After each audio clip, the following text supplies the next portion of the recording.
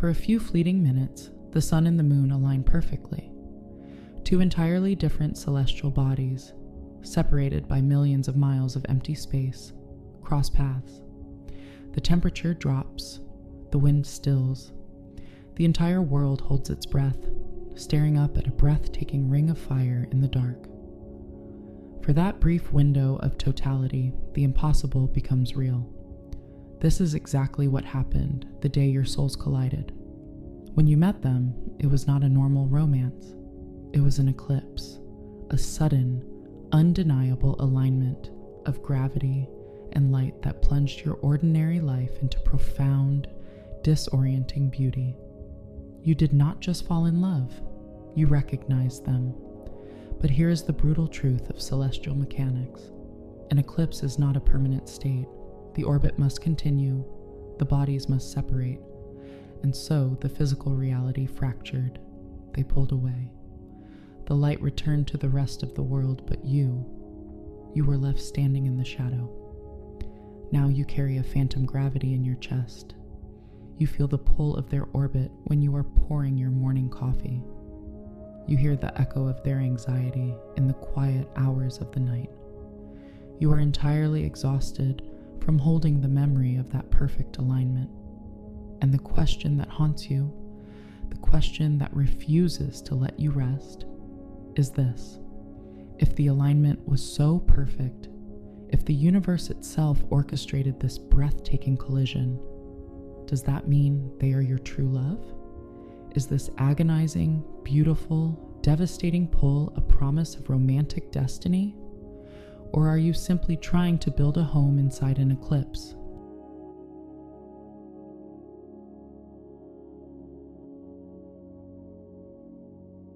To answer the question of why this connection feels so agonizing, we must strip away the fairy tales. We must step out of the romantic mythology that society has fed us for centuries. We have been taught that profound pain is the price of profound love. We have been conditioned to believe that a soul-shattering connection is a mandate for a lifelong romance. But to truly understand what is happening to you, we must look through a different lens. We must examine this through the precise, often ruthless lens of spiritual psychology. We need to look at the exact point where the infinite soul collides with the fragile human nervous system. When a connection of this magnitude occurs, it completely bypasses the logical mind. It does not ask for your permission. It strikes directly at the core of your unconscious. The great analytical psychologist Carl Jung spoke of the anima and the animus. He described this as the hidden, unlived spiritual potential resting deep within ourselves. It is the divine masculine or divine feminine energy that we have not yet integrated. When you looked into their eyes for the first time, you did not just see a person. You saw a mirror. You saw your own unlived divinity reflected back at you in human form. You saw your own soul externalized and standing right in front of you. This level of mirroring is blinding. It is intoxicating. It feels like coming home to a place you have never been. But it is also deeply terrifying. A mirror does not have the capacity to only reflect the light. It must reflect everything in its path. It reflects the shadow just as clearly as the gold. It reflects every unresolved trauma you carry. It reflects every hidden insecurity. It brings every unhealed childhood wound to the absolute surface. This is not a gentle process. It is a violent excavation. And this is exactly where the dynamic begins to fracture. Faced with this blinding, inescapable reflection, the human nervous system reacts. It does not care about your cosmic bond. It only cares about survival. For one person, the sheer weight of this intimacy is simply too much. They become the unawakened counterpart. Their nervous system interprets this overwhelming vulnerability not as love, but as a literal threat to their existence. The ego senses its own destruction in the face of such pure mirroring, and so the ego does what it is designed to do. It protects itself at all costs. They retreat, They build impenetrable walls. They become the avoidant soul. They are fleeing not from you, but from the terrifying intensity of their own reflection. They are running from the shadow that your light has exposed. And what happens to you? You become the anxious heart. Your nervous system is wired entirely differently. Your body interprets their sudden withdrawal as abandonment. To the primal human brain, abandonment equates to death. Your survival instinct kicks into overdrive, demanding that you fix the bond. You feel a desperate biological need to bridge the gap they just created. You step into the role of the holder of space. You begin to rationalize their absence. You analyze their trauma. You make endless excuses for their inability to show up in the physical world. You wait. You wait because the feeling of the connection is still so incredibly real in your body. You convince yourself that because the quantum entanglement remains, it is your spiritual duty to wait for them to awaken. You can still feel them in the ether. You feel their energetic signature in your waking life. You feel their grief when you are entirely alone. So you tell yourself that this invisible tether is proof of a romantic destiny. You mistake your endless endurance for unconditional love. You believe that if you just hold the energetic architecture of this relationship long enough, they will eventually rise to meet you. But here is the profound psychological truth that you must face. Your nervous system is confusing a profound spiritual activation with a romantic mandate. You are misinterpreting the intensity of the trigger as the depth of true love. Intensity is not intimacy. A trauma bond wrapped in beautiful spiritual language is still a trauma bond. Quantum entanglement does not equal a healthy, functioning earthly partnership. The universe operates on physics, not fairy tales. Just because two particles are tied together in the unseen realms does not mean they possess the emotional maturity to build a life together. It does not mean they have the psychological readiness to be a partner. It certainly does not mean they have the earthly capacity to hold your heart safely in this dimension. We often read a spiritual contract and try to force it into a romantic mold. We want the person who woke us up to be the person who stays. But the soul does not care about your earthly comfort. The soul only cares about your evolution. The pain you are feeling is the friction of forcing a cosmic event into a human box that is simply too small to hold it.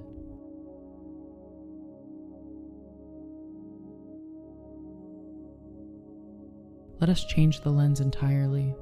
Let us take everything you have been told about this connection and flip the script. What if the profound purpose of this person was never to be your life partner? What if the universe did not send them to hold your hand, but to break you open? To understand this, we must look to the brutal and beautiful processes of nature. We must look at the exact mechanics of true transformation. We must stop viewing this through the eyes of a romantic and start viewing it through the eyes of an alchemist. When a caterpillar prepares to become a butterfly, it enters the chrysalis. We are taught that this is a gentle process of growth. We imagine the caterpillar simply sprouting wings in the dark. But biology tells a much darker, much more profound story. Inside the cocoon, the caterpillar releases highly specialized enzymes. These enzymes do not build, they destroy. They literally dissolve the caterpillar's own body. The creature is completely broken down.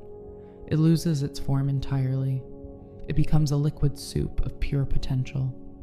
Only from that total and absolute destruction can the entirely new architecture of the butterfly be built. This person who entered your life is the enzyme. This profound, painful, beautiful connection was the catalyst. They were brought into your reality by the universe to dissolve your old ego. They arrived to shatter your previous limitations. They came to break open your heart so violently and so completely that you had no choice but to discover your own divine nature. They were the exact mechanism of your dissolution. They came to initiate your spiritual awakening. But here's the trap. Here's the exact place where so many brilliant, spiritually gifted people lose years of their precious lives. You are trying to marry the enzyme. You are waiting for the catalyst to become the companion. You are expecting the force that dissolved your old life to be the same force that builds your new home. But an enzyme cannot be a foundation. A wrecking ball cannot be a hearth.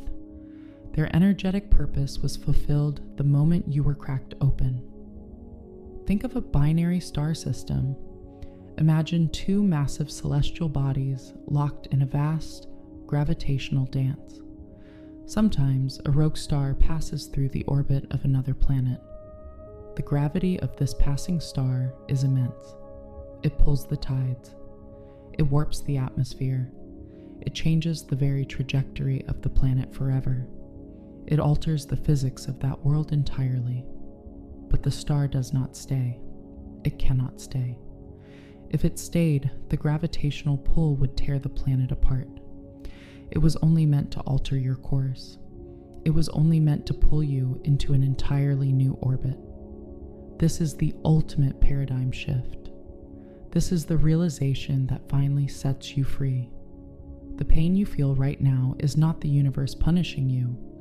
It is not a cosmic test of your loyalty. It is not a sign that you must endure more suffering to prove your spiritual worth. And it is certainly not a mandate that you must hold space for someone who refuses to hold space for themselves. The pain is simply the friction of your own expansion. You are feeling the growing pains of a soul that has finally outgrown its human cage. You are grieving, but you must be very honest with yourself about what exactly you are grieving. You are not grieving the loss of a healthy, functioning relationship because you did not have one. You are grieving the loss of a romantic future that was never the true purpose of the assignment. You are mourning the death of an illusion. You projected a lifetime of human companionship onto a fleeting cosmic event. The mind desperately wanted to make sense of the spiritual electricity, so it built a fantasy of a wedding, a home, and a future. It is time to forgive yourself for this misinterpretation. It is entirely natural to want to keep the thing that woke you up. It is deeply human to want to hold on to the source of that blinding light. But you must realize that the light is now inside of you. The catalyst has done its job. The chrysalis has been dissolved. You are no longer the person you were before they arrived. They gifted you your own awakening, wrapped in the clever disguise of a devastating heartbreak. Their job in this lifetime was to wake you up. Your job is to stay awake. You do not need to wait for them to catch up to your evolution. You do not need to shrink yourself back down to fit into the dynamic you just left behind. You can release them with profound gratitude. You can bow to the profound lesson and walk away from the classroom. You are no longer a victim of a tragic love story. You are the master of your own spiritual alchemy.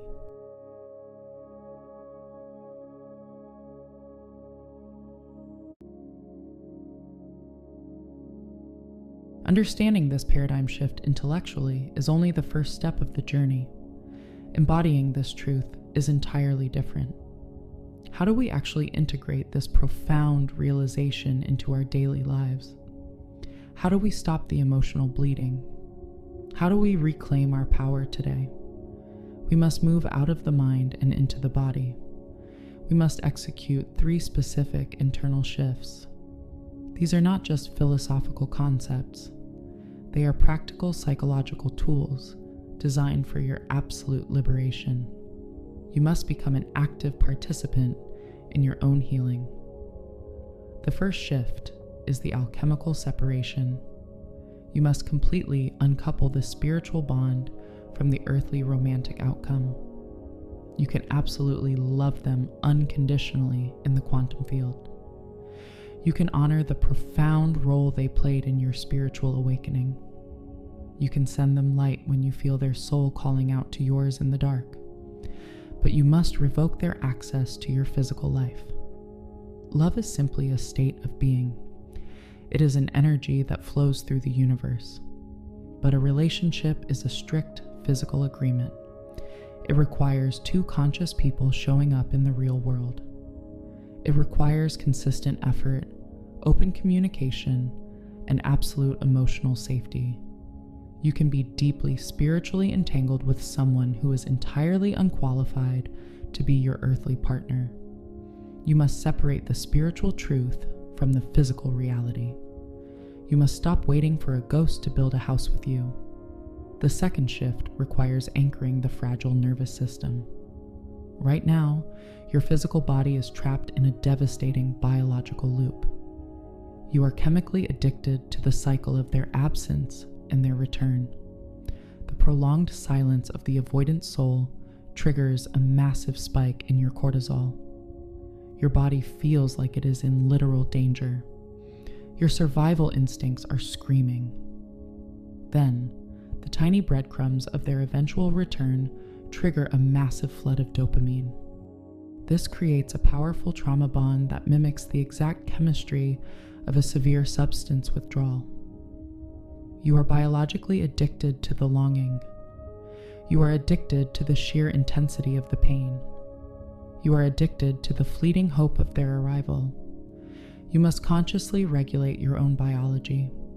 You must break the chemical loop. When the wave of grief or panic hits you, do not reach for your phone. Do not check their social media.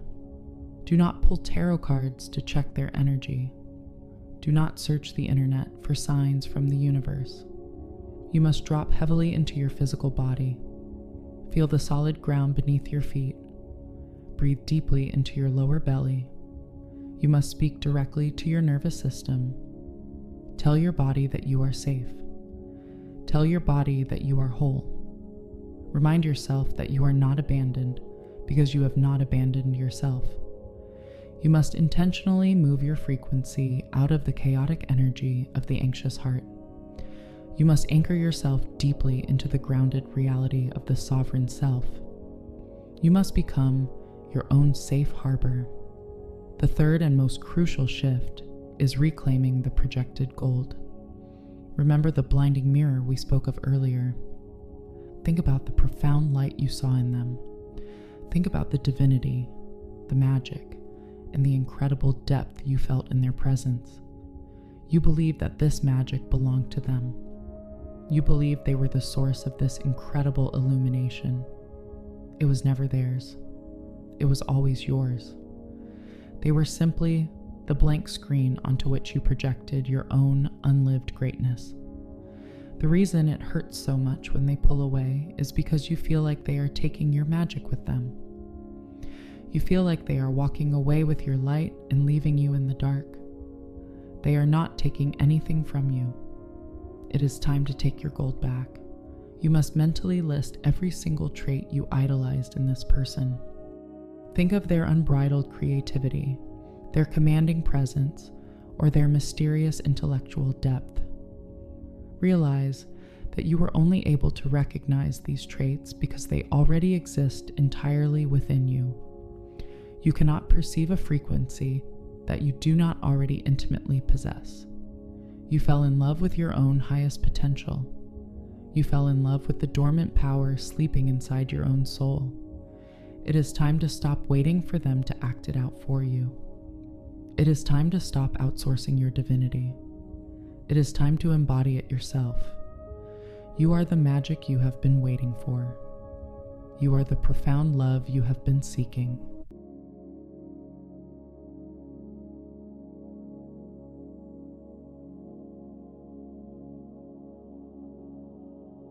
Is your twin flame your true love? Perhaps we have been asking the wrong question. Perhaps they are your true catalyst, your true mirror, your true initiation, true love, the kind of love that builds a life, that creates a hearth, that stands the test of time, does not require you to bleed. True love does not require you to constantly decode silence. It does not force you to be a perpetual holder of space for an unawakened counterpart. True love is not a hurricane that tears the roof off your house. True love is the foundation upon which the house is built. It is calm, it is regulated, It is a mutual, conscious choice made by two people who have already done the work of healing their own fractures. You have survived the earthquake. You have survived the dissolution of the chrysalis. You have looked into the mirror of your own soul and you did not blink. Do not insult your own evolution by waiting for someone who is too afraid to meet you at this new altitude. Release the romantic mandate. Keep the spiritual lesson. You are not waiting anymore. You are arriving. Until next time, protect your peace and honor your expansion.